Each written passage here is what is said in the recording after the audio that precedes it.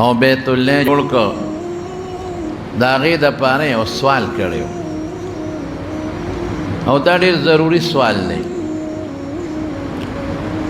هغه دا و چې رب اجعل هذا البلد آمنا خدای دا بیت الله چې په کوم خار کې دی کوم علاقه کې دی خدای دا د امن علاقه وګرځاوه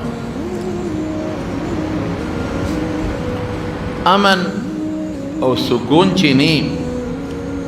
نو که پیسه او دولت ډېره مې د انسان جون خپي او خوشحاله نی دا قانون دی اوس هم چې یو سړی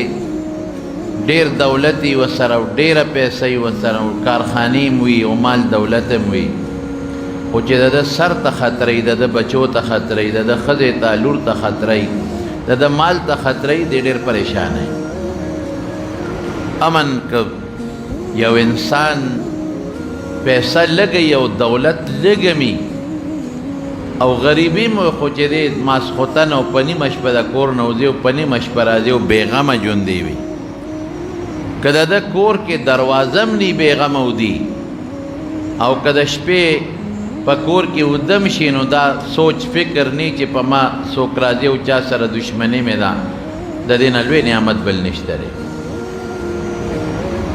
هغه دعا د ابراهیم علیه السلام الله قبوله کړې ده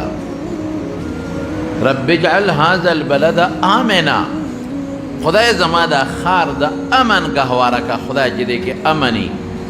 د لرې ځای نه به خلک د بیت الله له راځي عبادت له به راځي طواف له به راځي عمرې له به راځي حج له به راځي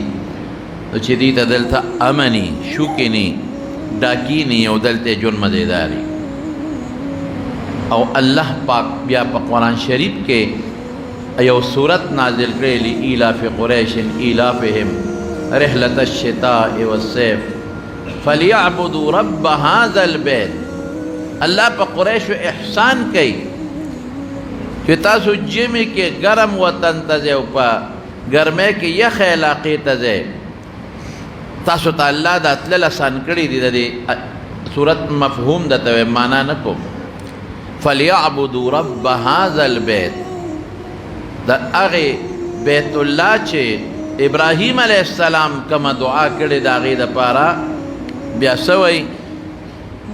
یو دا چې هذا البلد رب اجعل هذا البلد آمنا وجنبني وبني ان نعبد الاصنام خدای ما زما بچي د شرک نه وساته